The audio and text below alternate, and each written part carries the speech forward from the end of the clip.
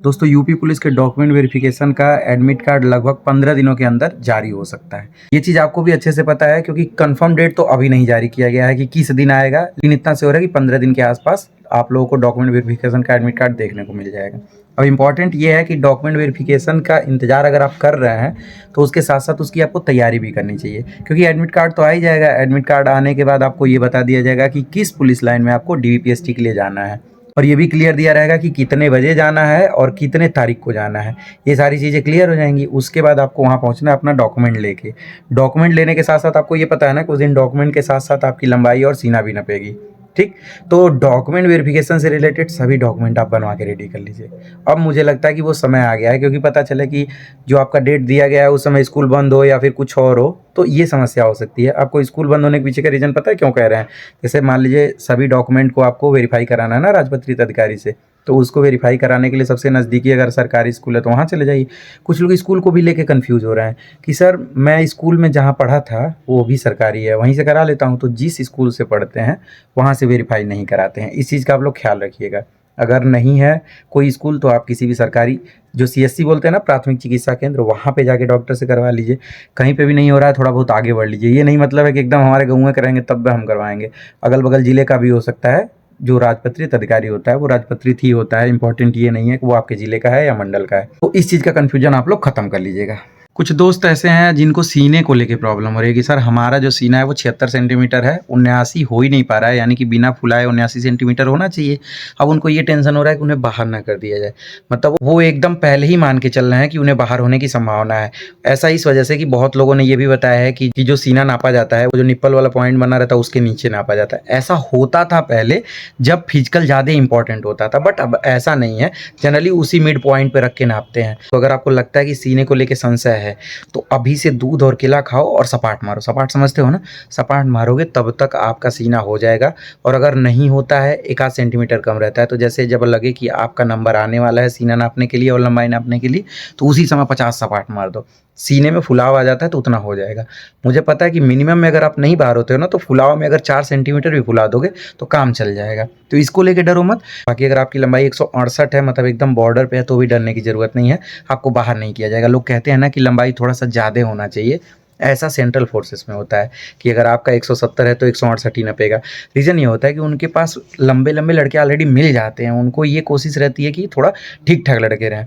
तो ये चीज़ ध्यान देने की ज़रूरत है कि अगर आप बॉर्डर पे हो तो डरने की बिल्कुल ज़रूरत नहीं है। बहुत सारे लोग ये कह रहे हैं कि सर दौड़ में प्रॉब्लम हो रही है। देखो, दौड़ में प्रॉब्लम तब तक बनी रहेगी जब तक आप थोड़ा सा मेंटली स्ट्रांग नहीं होगे। पहला तो ये कि आज ही आपको नहीं दौड़ना है, ये सोच लेना है। दूसरा, आपके पास बहुत समय मिल जा रहा है उसको रिकवर करने का, मतलब लगभग 1.5 से 2 महीने के आसपास का टाइम है।